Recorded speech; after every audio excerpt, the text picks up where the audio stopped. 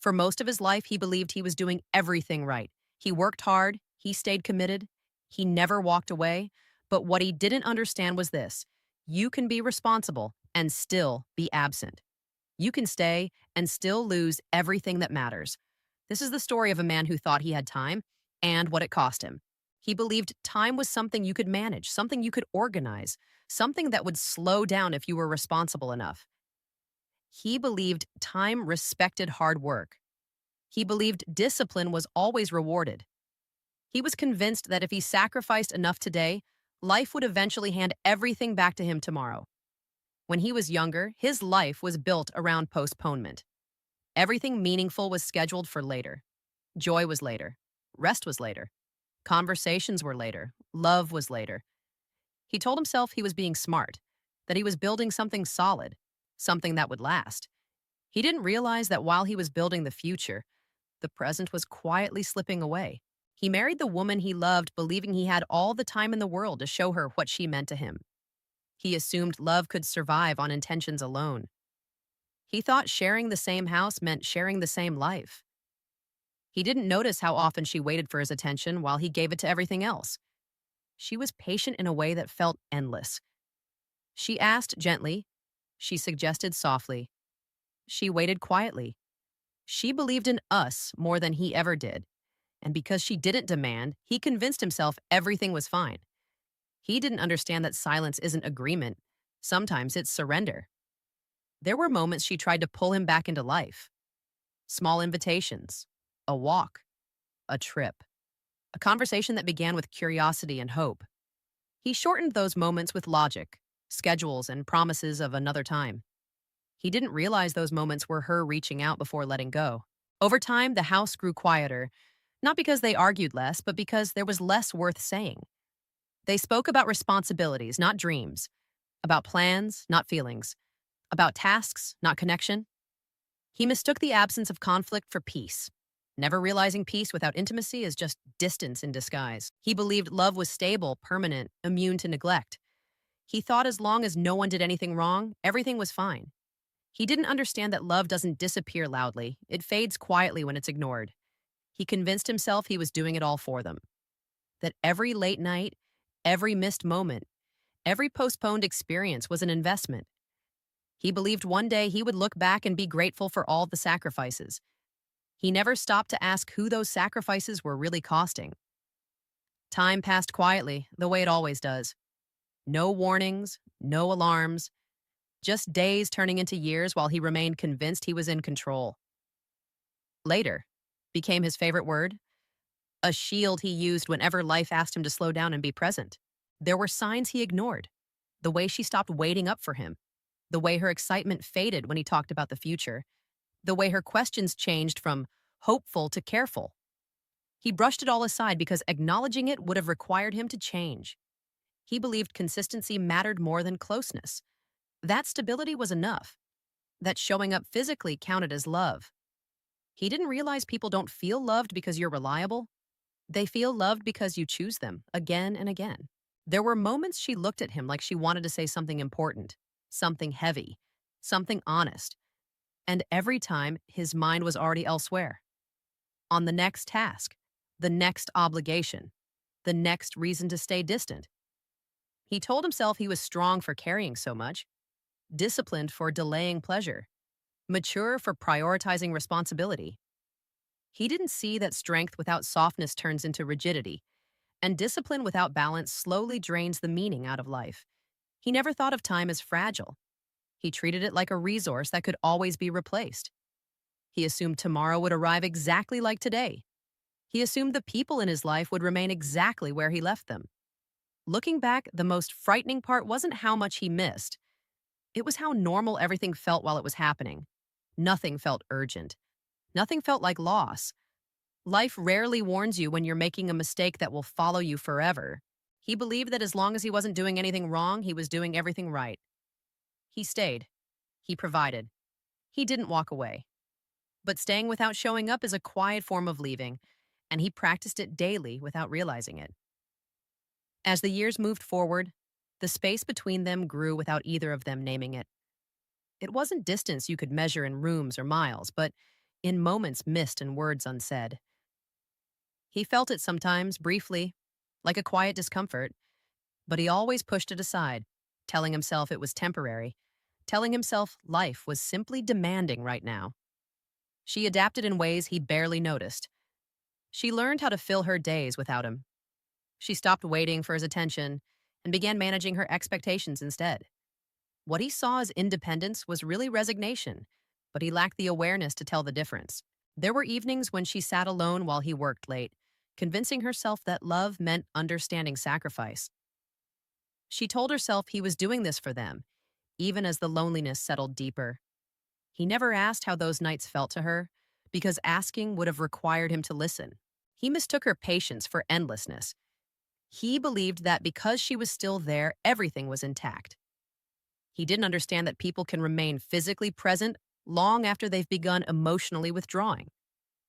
Sometimes she would suggest something simple: a walk after dinner, a weekend away, a quiet conversation before bed.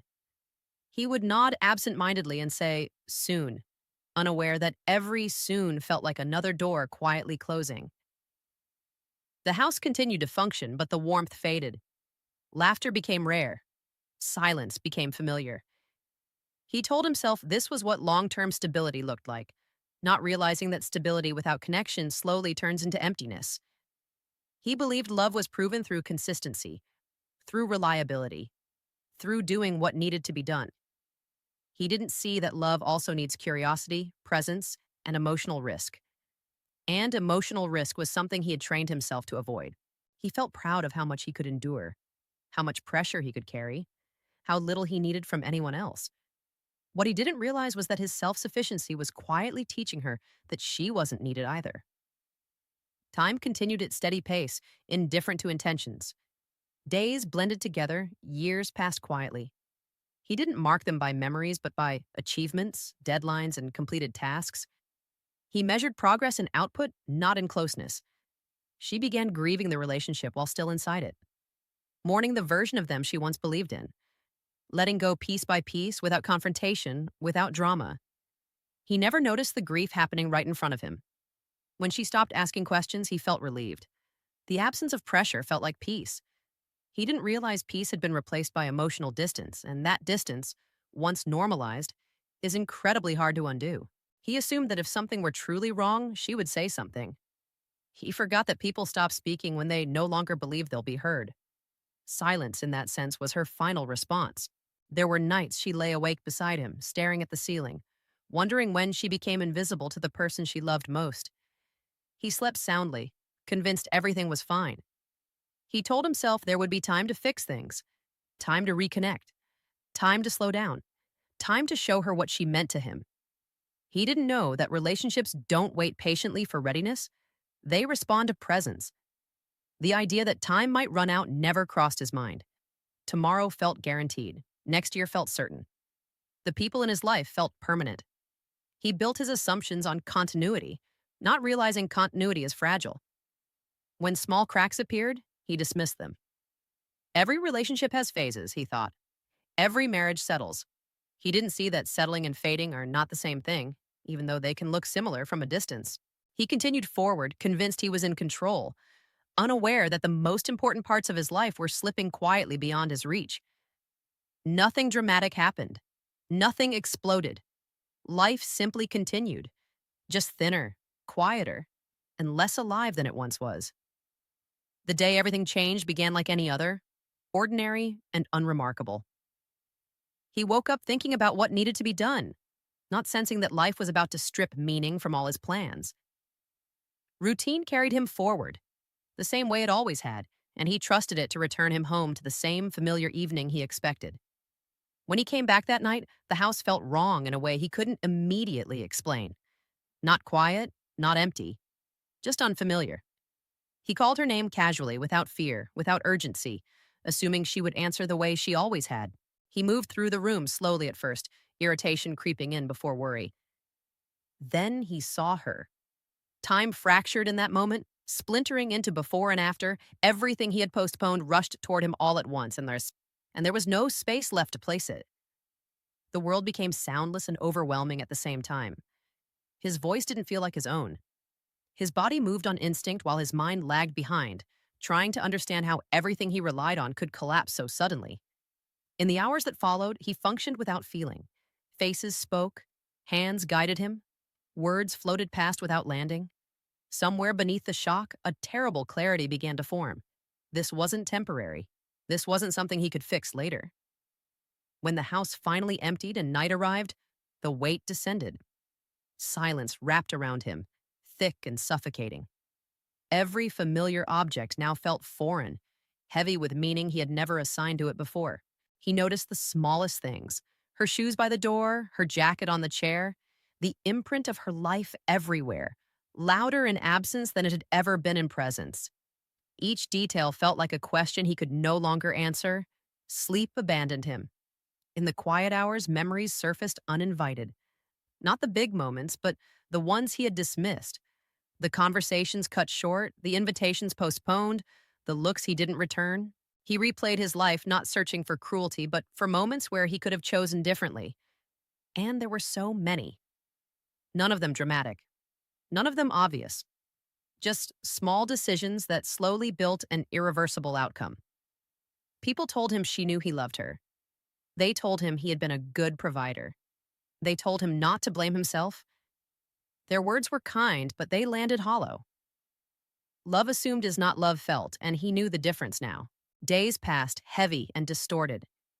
Without his routines to hide behind, he was left alone with reflection. Time no longer felt manageable. It felt fragile, exposed, demanding attention he could no longer delay. He began to understand that time doesn't steal from you. It only reveals what you chose not to protect. The losses weren't sudden. They were cumulative, built quietly while he was busy elsewhere. He looked back at photographs and saw what he hadn't seen then. Her eyes searching his face, her smile holding on longer than necessary. Evidence of effort he had mistaken for patience. Regret didn't arrive as pain alone. It arrived as clarity. A painful, unforgiving awareness of how differently life could have unfolded if presence had mattered as much as productivity. He wanted another ordinary day.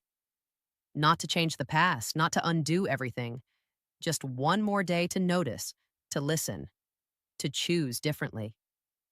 But time doesn't grant requests once the lesson is learned. And after the shock settled into routine grief, he began to see the pattern of his life with uncomfortable clarity. Every choice he had made felt reasonable at the time, even necessary. None of them were cruel. None of them were reckless. That was the hardest part to accept, that a life can fall apart without anyone ever intending harm. He noticed how often he had confused urgency with importance. The things that shouted the loudest always won his attention, while the things that mattered most waited quietly in the background. Love never demanded. It waited. And because it waited, it was always the first thing he postponed. He started walking through the house slowly, not because he needed to, but because moving too fast felt wrong now. Each room carried memories he had overlooked. Not dramatic ones, just ordinary moments that now felt unbearably precious. A chair she used to sit in, a corner she liked to stand in, proof that life had been happening while he was elsewhere. He realized how rarely he had asked her how she truly felt. Not how her day went, not what needed to be done, but how she was carrying life inside her. He had assumed that silence meant strength, not realizing silence often hides unmet needs. He thought back to the way she used to look at him when he was distracted. Not angry, not accusing, just hopeful. Waiting for him to arrive emotionally. He saw now that hope slowly turns into acceptance when it goes unanswered. He understood that he hadn't been absent because he didn't care, but because he was afraid. Afraid of slowing down, afraid of emotional exposure, afraid of facing parts of himself he kept buried under productivity. Busyness had been his armor. He began to notice how often people around him lived the same way he once did. Always rushing, always postponing, always assuming there would be time later. He saw himself in them, and it unsettled him deeply. He stopped measuring days by accomplishments and started measuring them by presence. By whether he noticed the light in the morning, by whether he paid attention to the people around him, by whether he allowed himself to feel, even when feeling was uncomfortable. He realized that love doesn't need grand gestures to survive. It needs consistency of attention. It needs acknowledgement. It needs to be chosen in ordinary moments, not just remembered in extraordinary ones. He learned that regret doesn't fade quickly. It revisits you in waves, often triggered by the smallest things: a song, a smell, a sentence someone else says casually. Each reminder carried the same message: you had the chance. He began to understand that time isn't cruel, it's honest. It reflects back exactly how you spent it. And looking into that reflection required a level of humility he had never practiced before. He stopped believing that good intentions were enough. He saw how many relationships survive not on intention, but on action, on showing up when it's inconvenient, on choosing connection over comfort.